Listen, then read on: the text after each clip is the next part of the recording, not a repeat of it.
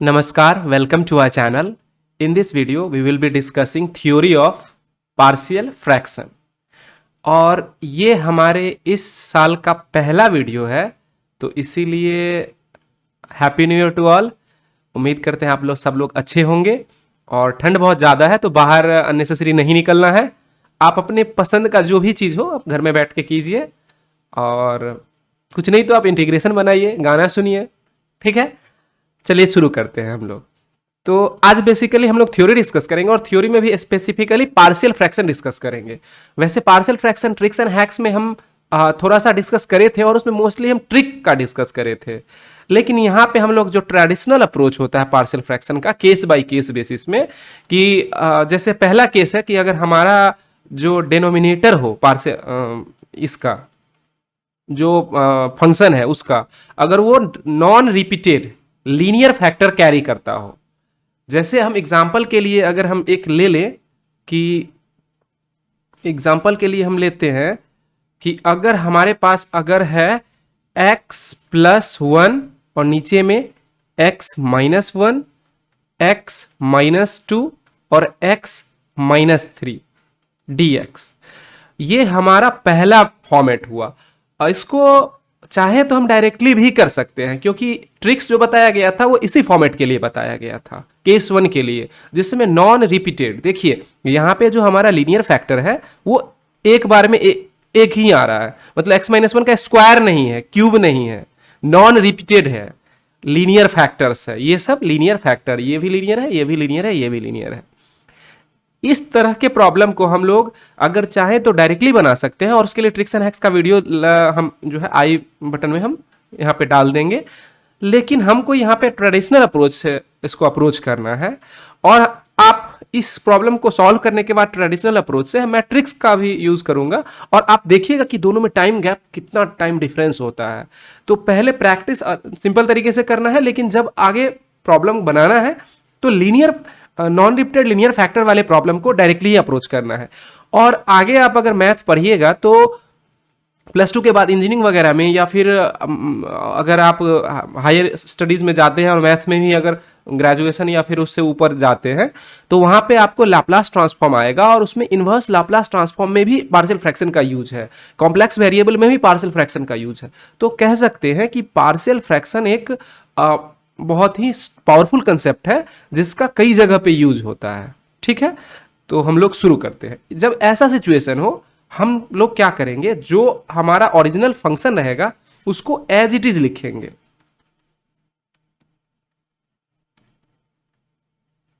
और इसको हम लोग इन एक एक जो हमारा फैक्टर है लीनियर, ऊपर में हमारा ये सब कांस्टेंट है, ए बी सी कांस्टेंट है, तो बी भी हमारा एक कांस्टेंट है, x-2 प्लस c/x-3। जितना पार्शियल फ्रैक्शन मतलब फैक्टर रहेगा उतना हम ऐसे स्प्लिट कर देंगे। अगेन 3 से ज्यादा करने में बहुत कॉम्प्लिकेसी बढ़ जाएगा, तो हम ट्रिक को ही यूज करेंगे लीनियर वाले में। ठीक है, लेकिन 2 को हम आराम से कर लेंगे, 3 को भी कर सकते हैं, 3 को हम करके दिखा रहे हैं इनफैक्ट। तो इसको जब हम करेंगे तो इसका एलसीएम हो जाएगा, चूंकि नॉन रिपीटेड है तो सिंपली क्या हो जाएगा, मल्टीप्लाई हो जाएगा। इसको हम एक तरह से समझ सकते हैं, इस फैक्टर्स को समझ सकते हैं प्राइम नंबर के जैसा, क्योंकि ये फैक्टर जो एल्जेब्रिक फैक्टर है और ये आपस में कॉमन कुछ नहीं आ सकता है, तो हम इसको सिंपली मल्टीप्लाई कर देंगे। क्योंकि हम लोग देखे हैं बचपन में कि जब प्राइम नंबर हमारे पास होता था, जैसे कि 1/2, 2/3 और 3/5, तो जब ये 2, 3 और 5 अगर डिनोमिनेटर में होता था और ये सारा प्राइम नंबर है, तो हम लोग सिंपली इसको मल्टीप्लाई कर देते थे, तो वही हमारा एलसीएम होता था। सेम चीज हम यहां कर रहे हैं। ठीक है, बस वो फैक्टर है, और ये चीज सब आपको पता होगा। जस्ट इन केस आपको अगर रिकॉल करने में दिक्कत हो, इसके लिए हम इसको यहाँ पे रिकैप कर दे रहे हैं। तो एलसीएम हम ले लिए, इससे अगर डिवाइड करेंगे तो हमारे में क्या आ जाएगा, ए के साथ आएगा x-2, 1 वाले में 2 3 आएगा, प्लस b इंटू x-1 और x-3, प्लस c वाले में क्या आएगा, x-1 और x-2। ठीक है, अब इसको हम क्या करते हैं, इसको और फर्दर सिंप्लीफाई करते हैं। तो ए वाले के साथ क्या कर सकते हैं, एक्स स्क्वायर, और 2 3 है, इसको हम अगर चाहे डायरेक्टली लिखना तो -5x प्लस 6 प्लस बी, यहां पे 1 3 है तो हो जाएगा x square -4x plus 3। I hope कि आप इसको डायरेक्टली कर पा रहे हो, क्योंकि ये कोई एकदम सिंपल 9th क्लास में ये हम लोग सीखे हैं। हम लोग जब भी मल्टीप्लाई करते थे तो हम लोग क्या करते, x माइनस ए और x माइनस बी को जब मल्टीप्लाई करते थे तो ये ऑटोमेटिकली क्या होता था, a प्लस बी एक्स और प्लस ए बी। एग्जैक्टली हम वही कर रहे हैं। यहां पे -2 और -3 है तो हम बाहर माइनस लेके -2 + 3 5, तो -5x प्लस 6, इसी चीज को हम लोग लिख रहे हैं। और जैसे ही हमारा प्रॉब्लम का कॉम्प्लेक्सिटी बढ़ता जाता है, हम लोग जो पीछे वाला कंसेप्ट जो सीखे हैं उसको हम लोग मतलब उसको हम लोग डायरेक्टली यूज करते हैं, ताकि हमारा जो प्रॉब्लम का, इस प्रॉब्लम में जो हमको इंट्रिकेसी है उसको हम हैंडल कर सके। अगर हम हर एक पुराने वाले कंसेप्ट को रिकैप भी करें या हर एक पुराने वाले कंसेप्ट को अगर हम यूज नहीं करें तो हमारा प्रॉब्लम, छोटा सा प्रॉब्लम बहुत ही टफ हो जाएगा। तो इस चीज का ध्यान रखना है, ठीक है। प्लस सी, और यहां पे 1 और 2 है तो हो जाएगा एक्स स्क्वायर -3x प्लस 2, और होल अपॉन जो हमारा एलसीएम है वो हम लिख देते हैं x-1, x-2 और x-3। अब हम क्या करेंगे, इसको इससे कट कर देंगे क्योंकि दोनों नीचे में है। तो होगा क्या कि ऊपर वाला जो टर्म है वो x+1 के बराबर हो जाएगा। इसको अगले पेज पे लिखते हैं हम लोग। तो अगले पेज पे क्या लिखेंगे हम लोग, x+1 is equal to a into x square. एक बार देख लेते हैं, इसमें 5 6 है, ठीक है।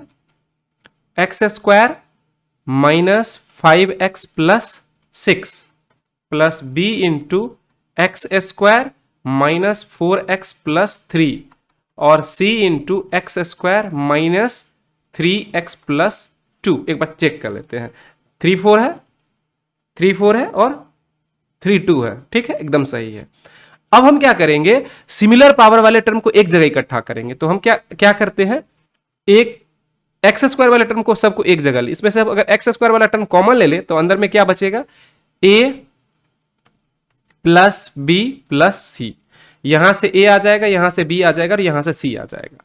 अब अगर x वाले टर्म को इकट्ठा करें तो सारे में अंदर में माइनस है तो हम बाहर में माइनस ले लेते हैं, -5a plus 4b plus 3c into x plus 6a plus 3b plus 2c, और ये किसके बराबर हो गया, x+1। अगर हो सकता है ये नहीं दिखाई दे तो इसको थोड़ा सा नीचे कर लेते हैं, इज इक्वल टू x+1। अब हमारा प्रॉब्लम ऑलमोस्ट सॉल्व हो गया।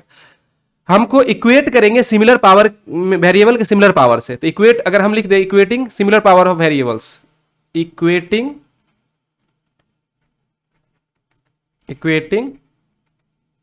Similar powers of variable, obviously both side, ठीक है।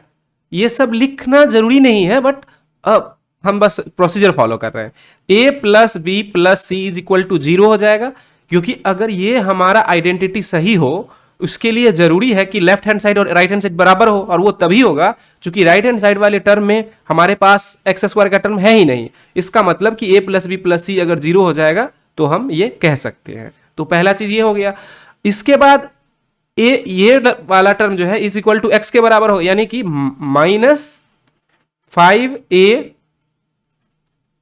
Plus 4b plus 3c is equal to +1। X से एक्स कैंसिल हो गया, +1, तो इस माइनस को इधर कर देते हैं। 5a plus 4b plus 3c is equal to -1। अब देखिए इसमें से 3a सारे में कॉमन आ जाएगा, यानी कि 3c, यानी 3 टर्म सारे में कॉमन आएगा। 2 प्लस b अगर कॉमन लेते हैं तो हमारे पास क्या आ जाएगा, 3a plus b plus C is equal to -1। हमारा अप्रोच यही होना चाहिए, हम हमेशा प्रॉब्लम को सिंप्लीफाई करेंगे, छोटा करेंगे।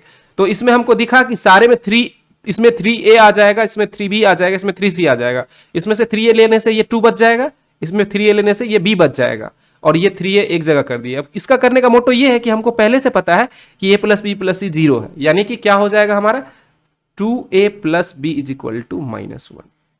हमको ये इसको मान लेते इक्वेशन 1, इसको मान लीजिए इक्वेशन 2।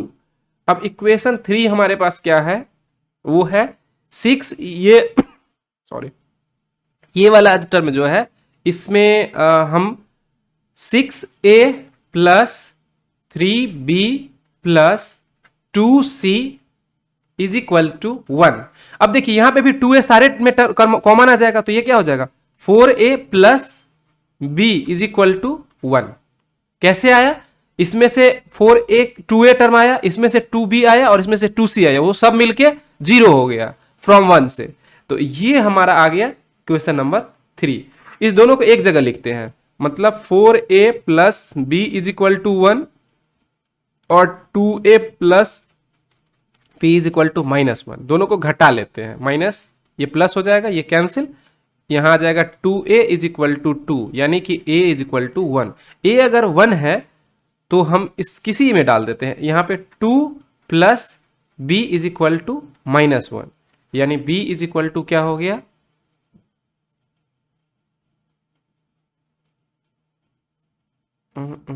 ठीक है, b इज इक्वल टू क्या हो गया -3, और c का वैल्यू क्या हो जाएगा, a plus B plus C 0 है, तो हम a का वैल्यू, अगर a के वैल्यू डालें 1 प्लस b का वैल्यू -3 है तो प्लस माइनस माइनस हो जाएगा, -3 plus c is equal to क्या हो जाएगा 0, तो c बराबर क्या हो जाएगा 2, यानी कि हमारा तीनों का वैल्यू निकला, a निकला क्या 1, b निकला -3 और c निकला 2। ठीक है, अब हम इसको वापस अगर चलते हैं तो हम इस पूरे टर्म को अगर हम रीराइट करें तो हमारा जो इंटीग्रेशन था वो था x प्लस 1 और x माइनस 1, x माइनस 2 और x माइनस 3 dx।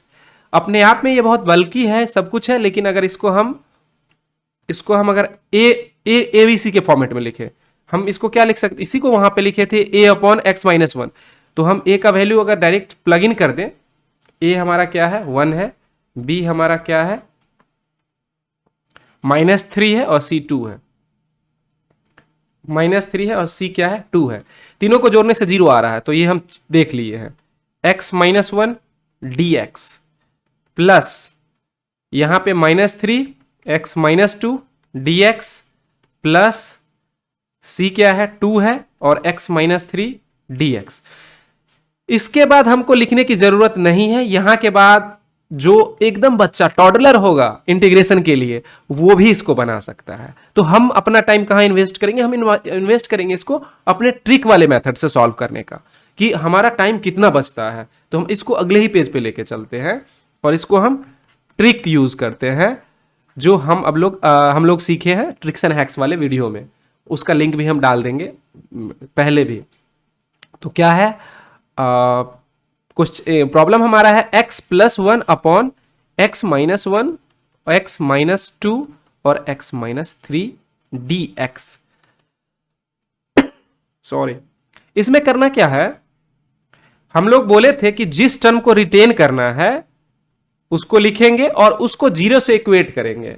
इसको 0 से इक्वेट करें तो x इज इक्वल टू 1 आ जाएगा, उस वैल्यू को बाकी जहां जहां x है वहां प्लग इन करेंगे, तो 1 माइनस 2, 1 माइनस 3 और 1 प्लस 1 dx प्लस, अब x का वैल्यू अगर सिमिलरली रखेंगे x माइनस 2, तो x minus 2 is equal to 0, तो x इज इक्वल टू 2, तो 2 माइनस 1 और 2 माइनस 3 और 2 प्लस 1 dx। और सिमिलरली x माइनस 3 जब रिटेन करेंगे हम लोग, x माइनस 3 जब रिटेन करेंगे तो x minus 3 is equal to 0, x is equal to 3, यानी कि 3 माइनस 1 और 3 माइनस 2, और यहां पे क्या हो जाएगा 3 प्लस 1 dx। इसको एक लाइन हम सिंप्लीफाई करेंगे, जैसे पहले वाले टर्म में क्या आ जाएगा, इसको अगर हम इस पार्ट को डिलीट कर दें, ये इसका कोई काम नहीं है, देख लिया ऑलरेडी, ठीक है।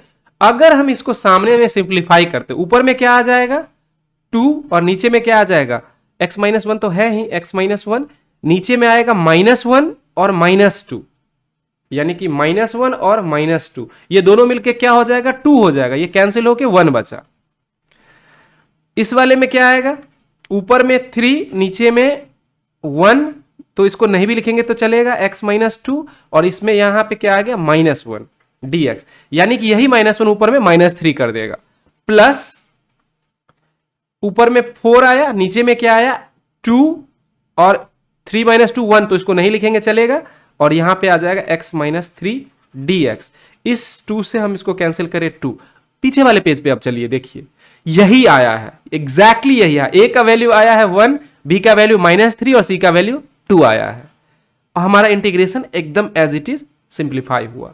तो डेफिनेटली हमको जब भी नॉन रिपीटेड लीनियर फैक्टर रहेगा, हम लोग ट्रिक से जाएंगे, क्योंकि ये कोई फ्लूक नहीं है, तुक्का नहीं है, ये एकदम मतलब सॉलिड कंसेप्ट है ये, और इसमें कोई ऐसा नहीं है कि आप इस प्रॉब्लम में काम कर गए और दूसरी प्रॉब्लम में नहीं काम करेगा। कंडीशन बस एक ही है कि रिपीटेड लीनियर फैक्टर होना चाहिए नीचे में, ठीक है, और ऊपर में ऑब्वियसली एक्स क्यू से ज्यादा टर्म अगर रहेगा तो फिर उसको हमको डिवाइड करना पड़ेगा, ये सब कॉमन अंडरस्टैंडिंग है, वो चीज ध्यान रखना, मतलब प्रॉपर रैशनल फंक्शन होना चाहिए। तो ये प्रॉपर रैशनल फंक्शन है, नीचे में क्यूबिक थर्ड ऑर्डर का है और ऊपर में फर्स्ट ऑर्डर का है। तो बस इतना चीज का ध्यान रख के हम लोग डायरेक्टली ट्रिक को यूज करेंगे और हमारा प्रॉब्लम बहुत इजीली सॉल्व हो जाएगा। आई होप कि ये चीज समझ में आ गया होगा। हम लोग थोड़ा अगले वाले में चलते हैं। और सबसे इंपॉर्टेंट बात ये है कि जैसे हम लोग ट्रेडिशनल अप्रोच क्यों सीखते हैं, वो इसलिए सीखते हैं, पहली बात कि ट्रिक्स अगर भूल गए तो हम उसको यूज कर लेंगे। दूसरी बात कि जो ट्रिक बना हुआ है वो कोई रॉकेट साइंस नहीं है, वो बेसिकली ट्रेडिशनल अप्रोच के ही को ही मॉडिफाई करके बनाया गया, उसमें बहुत सारे स्टेप को स्किप करा गया है और उसी को हम लोग मतलब उसके फाइनल स्टेप्स को समराइज कर लेते हैं और वो ट्रिक बन जाता है।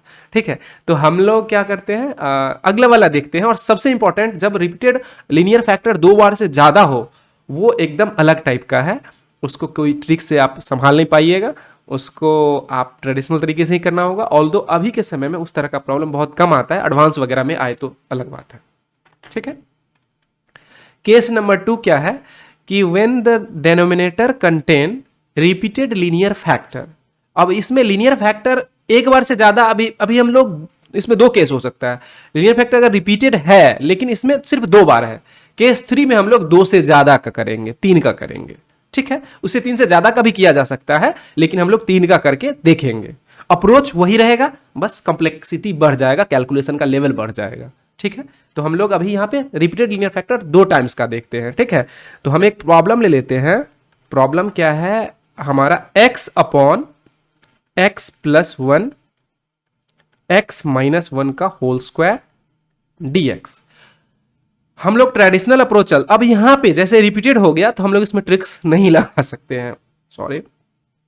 यहां पे एक अप्रोच है, इसके लिए भी एक ट्रिक है, लेकिन वो कॉस्ट बेनिफिट एनालिसिस में फिट नहीं होता है।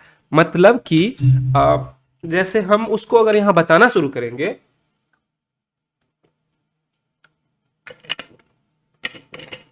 तो उसमें जितना आप सीखिएगा उससे ज्यादा आपको बर्डन हो जाएगा। तो कॉस्ट बेनिफिट उसको बोलते हैं रेसिड्यू थ्योरम निकालना, और रेसिड्यू थ्योरम का अप्रोच है, और उससे सारा एबीसी जो बेसिकली रेसिड्यू ही होता है सारा कुछ निकल जाएगा। लेकिन मैं उसको यहाँ पे नहीं बता रहा हूँ, क्योंकि उसको बताने से कुछ जो बहुत ही ब्रिलियंट बच्चे होंगे उनको समझ में आ जाएगा, उनको मजा आएगा, बाकी लोग थोड़ा सा उनको दिक्कत हो जाएगा। तो अगर किसी को अगर जानना हो तो हम अलग से एक छोटा सा वीडियो बना देंगे जिसमें हम रेसिड्यू यूज करके इस सबको निकाल देंगे। बट अभी हम लोग जो सीख रहे हैं उसी पे फोकस करेंगे। तो हम लोग क्या लिखेंगे, सेम जो पीछे हम लोग अप्रोच फॉलो करे हैं बस उसी को थोड़ा सा और चेंज करना है। जैसे हम लिखेंगे a upon x minus 1 plus B upon x ये x प्लस 1, सॉरी पहला टर्म x प्लस 1 है, plus c upon x minus 1 का होल स्क्वायर। मतलब कि हम लोग कोई रॉकेट साइंस नहीं कर रहे हैं, हम लोग बस जितनी बार रिपीट हो रहा है उतनी बार इसको कर दे रहे हैं। लेकिन 3 वाले में ये काम नहीं करेगा, 3 वाले में अलग तरीके से 2 के बाद नहीं करेगा, 2 से ज्यादा के लिए हम लोग एक अलग अप्रोच है और वो देखेंगे, और वो सच्ची में अच्छा अप्रोच है। तो इसको हम फिर से वही करेंगे। इसका जब हम अगर एलसीएम लेंगे तो ये हो जाएगा x माइनस 1 का होल स्क्वायर, इससे डिवाइड करें तो हो जाएगा a इंटू एक्स माइनस 1 का होल स्क्वायर, इससे करें तो ये हो जाएगा b इंटू एक्स प्लस 1 और x माइनस 1, और इससे करें तो c into x plus one. ठीक है, इसको सिंप्लीफाई करते हैं, ये हो जाएगा x square minus two x plus one, और b में हो गया क्या, x square minus one plus c into x plus one, और डिनोमिनेटर में डेफिनेटली वही आएगा जो टर्म हमारा स्टार्ट करे हैं, x माइनस वन का होल स्क्वायर। इस टर्म से इस टर्म को कैंसिल कर दिए।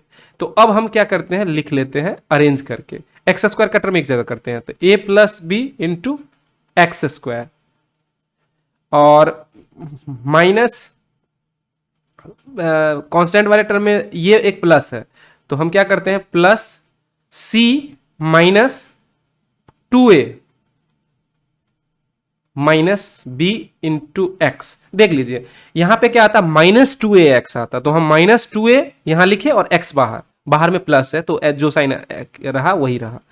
यहां पे माइनस बी है तो यहां पे माइनस बी है और एक्स इधर, और यहां पे प्लस सी है। तो ये कुछ लोग सोच सकते हैं कि हम पिछली बार में हम लोग बाहर में माइनस ले लिए थोड़ी, अगर पहली बात की नहीं सोचेंगे, मैं मानता हूं कि नहीं सोचेंगे, अगर सोचे तो आप खुद ही सोचिए, वहां पे यहाँ पे एक सी पॉजिटिव है, और पॉजिटिव है तो हमारा अप्रोच रहता है हमेशा कि हम मतलब लाइफ का ही रहता है कि हम लोग पॉजिटिव सोचें, क्योंकि निगेटिविटी में रखा क्या है। ठीक है, अब क्या करते हैं, a minus B plus C is equal to x. अब यहां से हमको क्लियर दिख रहा है कि ये टर्म जीरो होगा और ये टर्म कांस्टेंट टर्म जीरो होगा, एक्स स्क्वायर वाला जो टर्म है कॉफिशिएंट है वो जीरो होगा और कांस्टेंट जीरो होगा, क्योंकि राइट हैंड साइड में हमारे पास सिर्फ एक्स है।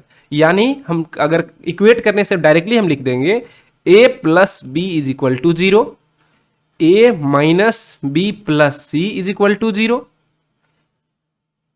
और सॉरी, और c minus two A minus B is equal to one.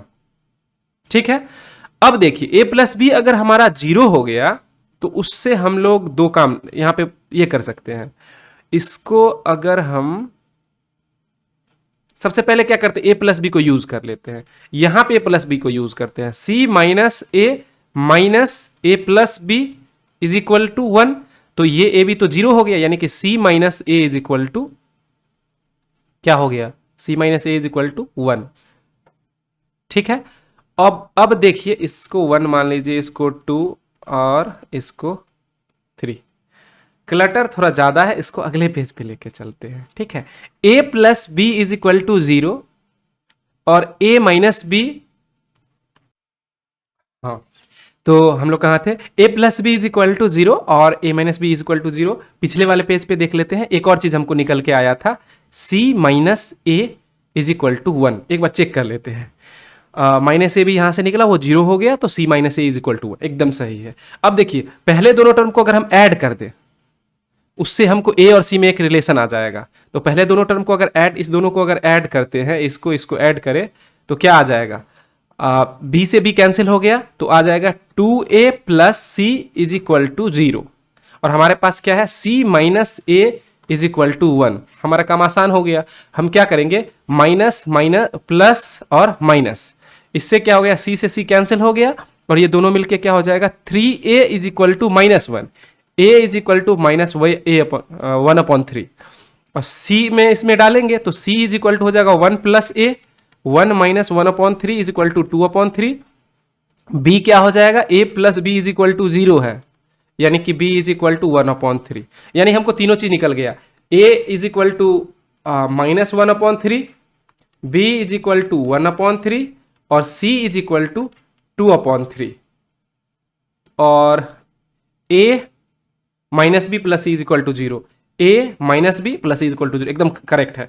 तो इस चीज को हम लोग वहां प्लग इन कर देंगे, तो हमारा प्रॉब्लम क्या बन के निकलेगा, क्या है हमारे पास, x upon x minus x upon x minus one, x plus one और एक्स माइनस वन का होल स्क्वायर।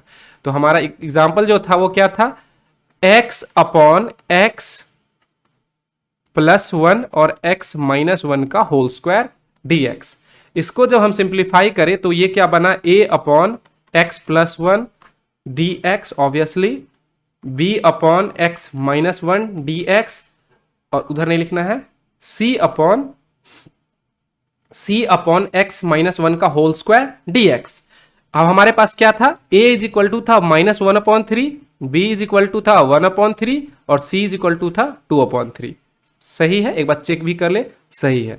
इस वैल्यू को हम प्लग इन करेंगे, a को बाहर निकाल लेते हैं, -1/3 इंटीग्रेशन 1/x+1 प्लस b का क्या है 1/3 1/x-1 dx, यहां भी dx लिखते हैं, और प्लस c का वैल्यू 2/3 है 1/x-1 का होल स्क्वायर dx। इसका इंटीग्रेशन एक बच्चा भी कर सकता है, तो आप भी कर सकते हैं। ऑब्वियसली हमारा जो इसमें कंसेप्ट बताना था कि हम इस प्रॉब्लम को एकदम इस प्रॉब्लम में कन्वर्ट कर दिए, और वो उसमें किस चीज को यूज करें, पार्शियल फ्रैक्शन को। और ये चीज हम किसी भी प्रॉब्लम में कर सकते हैं जब हमारा रिपीटेड लीनियर फैक्टर 2 बार रहेगा।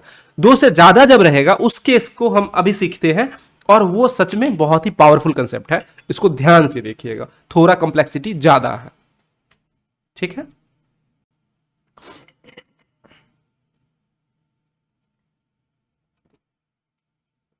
देखिए क्या कह रहा है,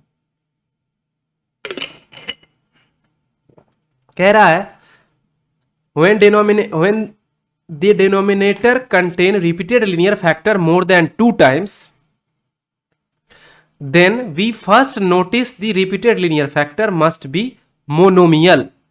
इसके कहने का मतलब ये हुआ कि जैसे अगर x-2 है तो इसको हम z मान लेंगे, या इसमें 2 टर्म है, इसमें 1 टर्म है, तो हम इसको x-2 रहेगा तो इसको हम कोई दूसरा वेरिएबल सपोज करके उसको सिंगल टर्म में कन्वर्ट करेंगे, तो उसको सिंगल टर्म बना देंगे। If it is not so, यहां पे कॉमा छूट गया है, देन मेक इट सो। अगर ऐसा नहीं है तो हम उसको ऐसा बनाएंगे। जैसे प्रॉब्लम हमारा हो सकता था कि ऐसा हो 1/z³ और x³ और x-1 dx, ऐसा हो सकता था। तो वो उस केस में हम लोग को बनाने की जरूरत नहीं है, मतलब repeated linear factor already monomial है। लेकिन जिस केस में नहीं होगा उस केस में हम लोग बना देंगे। Then leaving repeated linear factor, यानी कि ZQ को छोड़ के इस टर्म से ऊपर वाले टर्म में भाग देंगे factor, we arrange numerator and denominator in ascending power of variables. मतलब हम लोग इस तरह से डिवाइड करेंगे, पहले कांस्टेंट के तरफ से डिवाइड करना शुरू करेंगे। जनरली अगर हम लोग x-1 को अगर x-2 से डिवाइड करते हैं तो हम 1 लिखते हैं, तो अगर x² मान लेते हैं तो यहां x लिखते हैं तो हो जाएगा x² - 2x माइनस, और इसके बाद फिर हम कांस्टेंट जाते हैं। तो इसमें क्या हो रहा है, वेरिएबल का पावर घट रहा है, मतलब हम लोग डिसेंडिंग पावर वेरिएबल में जा रहे हैं, जो ट्रेडिशनल तरीका है, नॉर्मल तरीके से हम लोग करते हैं। इस केस में हम लोग उल्टा करेंगे। हम लोग क्या करेंगे, इसको ऐसे डिवाइड करने के बदले उल्टा ऐसे लिख देंगे। अगर ऐसा सिचुएशन रहा तो हम लोग लिखेंगे 2 - x या x-2, कांस्टेंट को पहले लिखेंगे और उसके बाद हम लोग असेंडिंग पावर में कन्वर्ट करेंगे। Divide the numerator by denominator till repeated factor appear in the remainder, यानी कि हम जो असेंडिंग पावर में लिखते तो उसको कहां तक लेके जाना है, उसको वहीं तक लेके जाना है जहां तक हमारा रिपीटेड लीनियर फैक्टर का पावर रहेगा। वो 3 अगर है तो हम लोग को असेंडिंग ऑर्डर में 3 तक लेके जाना है। Then we apply remainder theorem. Remainder theorem वैसे तो सबको पता होगा, लेकिन अगर जस्ट इन केस अगर नहीं याद हो तो हम लोग जैसे 15 को अगर 2 से डिवाइड करेंगे तो 2 × 7 = 14 और 1, तो हम लोग क्या लिख सकते हैं, 15 = 2 × 7 + 1। और ये क्या है, ये डिविडेंड है, ये डिवाइजर है, ये कोसेंट है और ये रिमाइंडर है। तो हम लोग क्या लिखते हैं कि डिविडेंड जो होता है, dividend = divisor into quotient plus remainder. यही चीज है हमारा रिमाइंडर थ्योरम।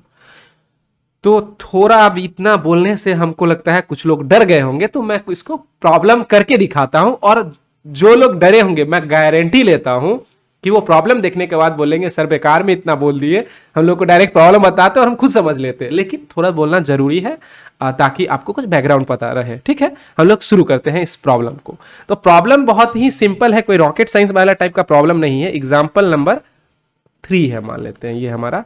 अभी से पहले हम 2 एग्जाम्पल करे हैं, तो उसमें हम क्या करते हैं कि x+1 x+2 और x-1 का होल क्यूब dx। हम लोग चूंकि जो चीज सीखे हैं उसको हर एक चीज को यूज कर रहे हैं। हमारा मोनोमियल जो हमारा रिपीटेड लीनियर फैक्टर है वो 3 टर्म का है और वो मोनोमियल नहीं है। तो सबसे पहला काम हम करेंगे, let z is equal to x minus one. अब सारे को उसमें कन्वर्ट करेंगे, तो कन्वर्ट करने से क्या dz इज इक्वल टू क्या हो जाएगा dx। तो हम लोग क्या करेंगे x प्लस वन, इससे x को निकालिए, x क्या हो जाएगा z प्लस वन, यानी कि x plus one is equal to z plus two और x plus two is equal to z plus three. बस इस चीज को यहां प्लग इन कर देते हैं। तो ये हो गया z प्लस टू, नीचे में क्या आ जाएगा z प्लस थ्री। अब कुछ लोग z को ऐसे लिखते हैं, कुछ लोग ऐसे लिखते हैं, आपको जो पसंद हो आप दोनों में से कोई यूज कर सकते हैं, ये आपका चॉइस है, इसमें मैथमेटिक्स नहीं है, ठीक है। ये टर्म क्या हो गया z क्यूब हो गया। अब हम जो लिखे थे उस पे हम वापस चलते हैं एक बार। हम लोग क्या बोले थे, ये बहुत क्लटर है ना, इसको कुछ को एक बार मिटा देते हैं, थोड़ा कम हो जाएगा, ठीक है। तो क्या कहा गया एक बार फिर से, when denominator contain repeated linear factor more than 2 times, हमारे पास 3 टाइम्स है, यानी ये केस इसी केस का प्रॉब्लम है। We first notice that repeated linear factor must be monomial. देखिए हमारा रिपीटेड लीनियर फैक्टर जो था वो मोनोमियल नहीं था, बाइनोमियल था। x माइनस वन 2 टर्म था, हमको इसको सिंगल टर्म में कन्वर्ट करना है, तो हम इसको z मान लिए। अब देखिए रिपीटेड लीनियर फैक्टर मोनोमियल बन गया है, बन चुका है। तो हमको कहा गया कि अगर नहीं ऐसा होता तो हम इसको मेक इट सो, हम लोग उसको मोनोमियल बनाते हैं। हम लोग मोनोमियल बना लिए, कोई रॉकेट साइंस नहीं, हम सब्स्टिट्यूट करें और वो मोनोमियल बन गया। Then leaving the repeated linear factor, यानी कि अब हम क्या करेंगे, इसको छोड़ देंगे और इस न्यूमरेटर वाले टर्म को से इसमें डिवाइड करेंगे। और डिवाइड करने का तरीका थोड़ा सा अलग है। क्या बोला था, we arrange numerator and denominator in the ascending power of variable. मतलब कि हम जनरली जो हम बचपन में सीखे हैं उसमें हम जब भी डिवाइड करते हैं तो डिसेंडिंग पावर में करते हैं, हमारा पावर घटते जाता है। पहले एक्स स्क्वायर आता है, एक्स क्वोशिएंट में एक्स स्क्वायर आता है, फिर एक्स आता है, फिर कांस्टेंट टर्म आ जाता है। यहां हमको उल्टा चलना है, हमको कांस्टेंट टर्म पहले आएगा, उसके बाद वेरिएबल का पहला टर्म, फिर स्क्वायर, फिर क्यूब, ऐसे करके। और divide the numerator by denominator till repeated linear factor appear in remainder. हमको तब तक ये डिवीजन लेके चलना है जब तक रिपीटेड लीनियर, यहां पे हमारा रिपीटेड लीनियर फैक्टर कौन सा है, जेड क्यूब है, यानी हम तब तक डिवाइड करेंगे जब तक जेड क्यू अपीयर हो जाए। और जेड क्यू जिस मोमेंट में अपीयर हो जाएगा रिमाइंडर में उस मोमेंट में हम लोग वहां पे ड्रॉप कर देंगे और हम बस कोसेंट थ्योरम वहां पे रिमाइंडर थ्योरम सिंपली लगाएंगे। तो यहीं पे हम डिवाइड करके देखते हैं, क्योंकि अलग ले जाने से बेकार में ये होगा। चाहे अगले पेज पे ले चलते हैं, ठीक है। Z plus two, Z plus three और जेड क्यू है, ठीक है। तो हमको क्या, हमारे पास क्या है, Z plus two, Z plus three, Z Q, D Z.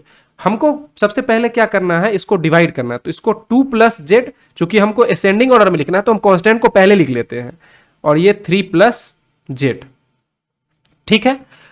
हम क्या करेंगे, यहां पे 2/3 से मल्टीप्लाई करेंगे, मतलब पहला टर्म लेंगे। 2/3 से अगर मल्टीप्लाई करेंगे तो पहला टर्म आ जाएगा 2 और ये आ जाएगा 2/3 जेड, माइनस माइनस ये कैंसिल हो गया, ये आ जाएगा z/3। अब अगर z/3 है हमारे पास, हमारे यहां पे 3 है, हम क्या लेंगे, z/9। इसको जब मल्टीप्लाई करेंगे तो ये 3 से ये 9, 3 बन जाएगा। अब हम इसको करते हैं तो ये हो जाएगा z/3 plus z²/9 minus minus ये कैंसिल हो गया, और ये क्या बचा, माइनस z²/9। हम यहां पे फिर माइनस z²/9 लेते, 27 लेते हैं, सॉरी, क्योंकि यहां पे 3 है। तो यहां क्या आ जाएगा, माइनस z²/9, और दूसरा टर्म में क्या है, प्लस z है, तो यानी कि माइनस ZQ/27। पहले तो इसको माइनस करेंगे तो ये प्लस और ये प्लस, ये कैंसिल हो गया। रिमाइंडर में क्या बचा, ZQ/27। हमारा क्या कहता है, जो कंसेप्ट है वो कहता है कि हम डिवाइड करेंगे, divide the numerator by denominator till repeated linear factor appears in remainder. यहां हमारा जेड क्यूब जो है रिपीटेड लीनियर फैक्टर, वो हमारा रिमाइंडर में आ गया ऑलरेडी। अब अगर आ गया तो हम अब यहाँ पे रिमाइंडर थ्योरम लगाएंगे। रिमाइंडर थ्योरम क्या कहता है कि जो डिविडेंड है, dividend is equal to divisor into quotient plus remainder. ठीक है, यही चीज है, हम इस चीज को यहां प्लग इन करते हैं। तो हमारा डिविडेंड क्या था, 2 प्लस जेड था, या इसको हम लोग उल्टा करके भी लिख सकते हैं, लेकिन अभी के लिए ऐसा लिखते हैं। और डिवाइजर क्या था, 3 प्लस जेड। अब चूंकि ये लीनियर फैक्टर, इसको हम ब्रैकेट लगा लेते हैं। कोसेंट क्या है, कोसेंट है 2/3 plus Z upon 9 minus Z square upon 27, और प्लस रिमाइंडर क्या बचा, जेड क्यू अपॉन 27। आप रियलाइज नहीं कर पा रहे हैं, आप शायद इमेजिन नहीं कर पा रहे होंगे, लेकिन हमारा प्रॉब्लम सॉल्व हो गया। मतलब एकदम प्रॉब्लम हमारा सॉल्व हो गया। आप खुद से देख सकते हैं, अगर हम इस वैल्यू को, इसका वैल्यू अगर ये प्लगइन अगर हम इसमें करते हैं तो हमारा इंटीग्रेशन एकदम क्लीन आ गया। देख लीजिए, करके ही देखते हैं।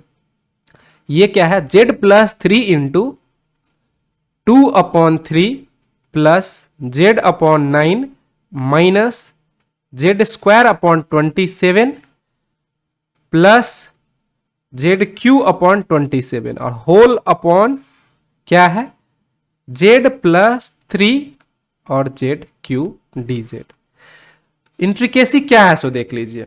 जब हम इसको डिवाइड करेंगे तो पहला वाला जेड प्लस थ्री से कैंसिल हो जाएगा, और उसके बाद हर एक टर्म में इसमें जेड टू दी पावर -3, इसमें जेड का पावर -2 और इसमें जेड का पावर -1, यानी 1/z। तो हमारा इस तीनों टर्म का आराम से इंटीग्रेशन हो जाएगा। प्रॉब्लम इससे होता, लेकिन इसका प्रॉब्लम भी नहीं होगा, क्योंकि जैसे ही ये जेड क्यू से जेड क्यू कैंसिल होगा तो ये हमारा जेड प्लस 3 सिंपल बच जाएगा। हमारा ये इतना कॉम्प्लेक्स इंटीग्रेशन चुटकी में बन गया। और जीएन वर्मन में इस तरह का प्रॉब्लम है, जब हम लोग डिस्कस करेंगे प्रॉब्लम नंबर हम बता देंगे। 2000 के बाद है, 2011 के बाद का जो सेक्शन है उसमें ये सब प्रॉब्लम है।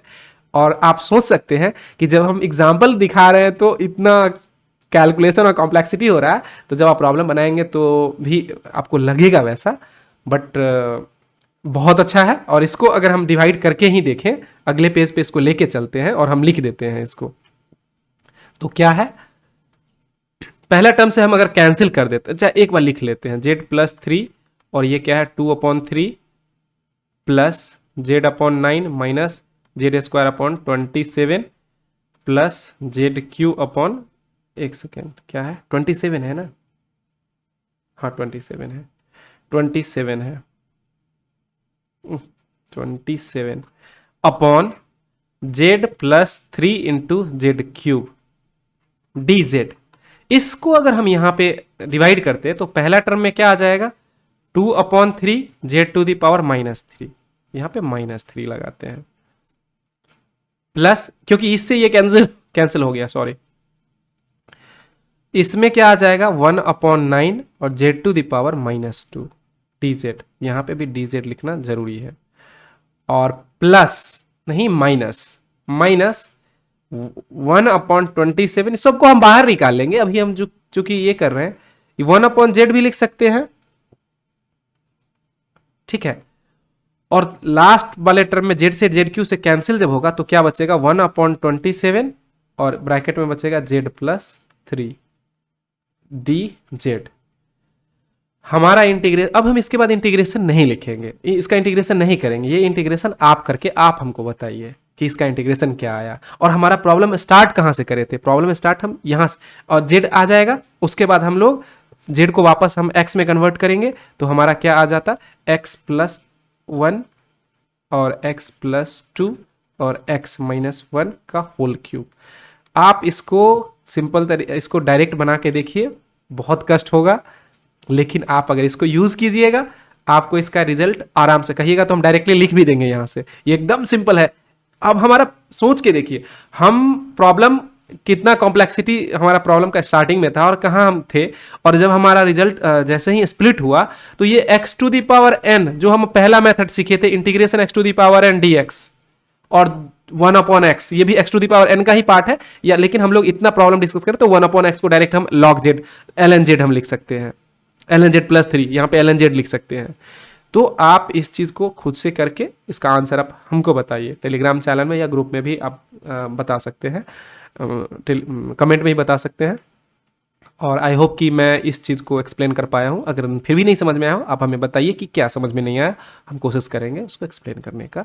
Last but not the list, इसी पार्शियल फ्रैक्शन का लास्ट ये सेक्शन, ठीक है, जिसमें क्या है, क्वाड्रेटिक फैक्टर्स है। और एकदम सिंपल है, क्योंकि हम जो अभी से पहले जो देखे हैं वही चीज़ सेम है। देखिए, when denominator contain quadratic factors, तो क्वाड्रेटिक फैक्टर हम एक ले लेते हैं एग्जाम्पल के लिए, एग्जाम्पल नंबर 4 इसको बोल देते हैं। मान लेते हैं हमारे पास है इंटीग्रेशन करने के लिए x माइनस 2 और एक्स स्क्वायर प्लस 4, ठीक है। हम लोग बहुत सारा अप्रोच देखे हैं, इधर dx ऑलरेडी लिखा गया है, हम लोग ऑलरेडी बहुत सारा अप्रोच देखे हैं। हम लोग यहां पे क्या करेंगे, हम पार्शियल फ्रैक्शन को ही यूज करेंगे, सिंपल एज इसमें 1 अपॉन एक्स माइनस 2 और ये क्या है, एक्स स्क्वायर प्लस 4।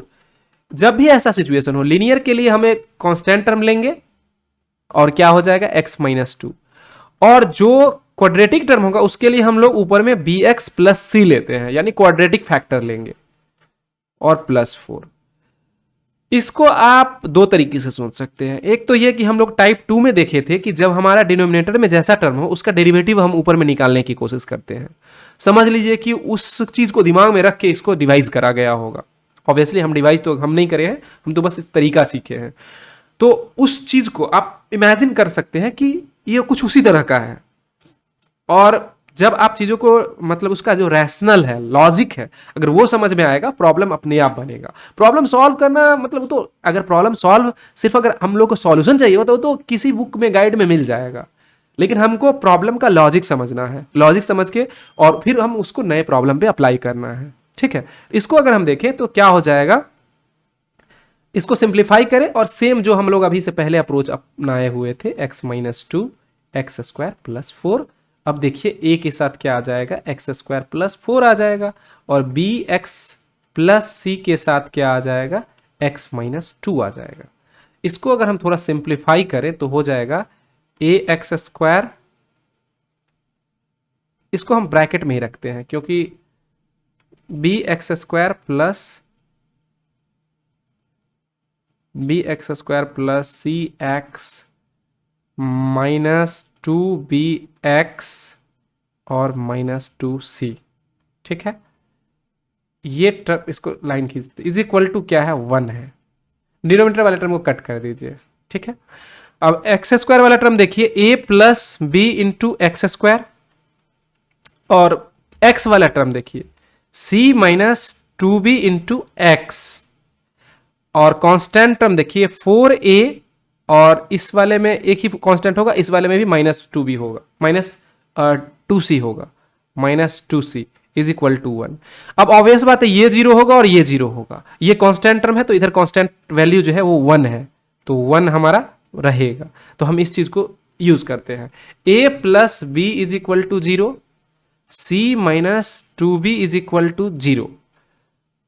अब हमारे पास क्या है, 2a minus 2c is equal to कोई कांस्टेंट टर्म है। इसको अगर हम a से यहां पे अगर डाल दें इसको, तो ये हो जाएगा 2a प्लस सी, यानी कि अगर इससे हम निकालते तो क्या आता, a is equal to minus b आता। इस माइनस बी के जगह पे a डाल दिए तो 2a plus C is equal to 0। ये इसलिए हम करें हैं कि हमारे पास a और c में इक्वेशन ऑलरेडी है, 2c इज इक्वल टू 1। अब देखिए इसको इस इक्वेशन को 2 से मल्टीप्लाई करके ऐड कर दीजिए। जब 2 से मल्टीप्लाई करेंगे तो ये 4 4 8 हो जाएगा, 8a, ये दोनों कैंसिल हो जाएगा और यहां तो 0 है और इज इक्वल टू 1। तो हमारा काम हो गया, a is equal to 1/8, b is equal to minus 1/8, और c is equal to 2b है। तो 2b अगर होगा इसका मतलब 2 इंटू माइनस 1/8। एक सेकेंड, इसको थोड़ा सा बॉक्स बना लेने तो कंफ्यूजन हो जाएगा। तो ये हो जाएगा माइनस 1/4, यानी हमारे पास ए बी सी तीनों निकल गया। इसको हम फ्रेश पेज पे लिखते हैं, a इज इक्वल टू 1, हमारा क्या निकला, a is equal to 1/8, b is equal to -1/8 और c इज इक्वल टू -2 भी है बेसिकली, मतलब 2 भी है तो -1/4। तो हमारा जो इंटीग्रांड था वो क्या था, dx और अपॉन x माइनस क्या था 2 और x माइनस 2 और एक्स स्क्वायर प्लस 4। इसको अब हम लिख सकते हैं, कैसे लिख सकते हैं, a है क्या 1/8, बाहर लिख लेते हैं x माइनस 2 dx, ठीक है, प्लस b क्या है हमारा -1/8, तो -1/8x और प्लस c -1/4 अपॉन ये क्या है एक्स स्क्वायर प्लस 4 dx। अब हमारा प्रॉब्लम जो है वो सिंप्लीफाई ऑलरेडी हो चुका है, इसको हम लोग सीधे ln mod x माइनस 2 लिख देंगे और यहां माइनस आ गया, अगर इसको रेशनलाइज करेंगे तो यहां पे 2 आ जाएगा, यानी कि -1/8 कॉमन ले लेते हैं, एक काम करते हैं, तो ये हो जाएगा x और प्लस 2, नीचे में क्या आ गया एक्स स्क्वायर प्लस 4 dx। पहले वाले टर्म के लिए हम इसका डेरिवेटिव निकाल लेंगे और दूसरे वाला टर्म जो है tan इनवर्स x में आ जाएगा। अगर हम निकालना भी चाहें तो कर सकते हैं, क्या हो जाएगा -1/8 और ln mod x माइनस 2 और इसके बाद क्या है -1/8 और उसको हम लिखेंगे x upon x square plus 4 dx -1/8 और 2 upon x square plus 4 dx। हम यहां के बाद छोड़ देते हैं, क्यों छोड़ते हैं आप इतना दिमाग लगाइए, यहां पे ऊपर नीचे 2 से मल्टीप्लाई कर लेंगे 1/2 2, तो इसका डेरिवेटिव हमको ऊपर में आ गया तो ये ln में चला जाएगा, इस कांस्टेंट का ध्यान रखना है, यहां पे 2 बाहर आ जाएगा, 2 से यहां पे 1/4 हो जाएगा और ये tan inverse x 1/2 tan inverse x upon 2 आ जाएगा इसका। तो इस तरीके से हम लोग का पार्शियल फ्रैक्शन का चारों फॉर्म क्लियर कंप्लीट हो गया। अब हम लोग अगले वीडियो लेक्चर में हम लोग GN वर्मन के प्रॉब्लम को डिस्कस करेंगे 2012 से हम आगे डिस्कस करेंगे, तो बने रहिए हमारे साथ और मैथमेटिक्स सीखते रहिए। Thank you for watching this video. अगर आपको हमारा कंटेंट अच्छा लगता हो तो हमारे चैनल को सब्सक्राइब कर लीजिए और ये सब हमारे सोशल मीडिया का हैंडल है जिसका लिंक डिस्क्रिप्शन बॉक्स में दिया गया है, आप उसको फॉलो कर सकते हैं। Thanks again.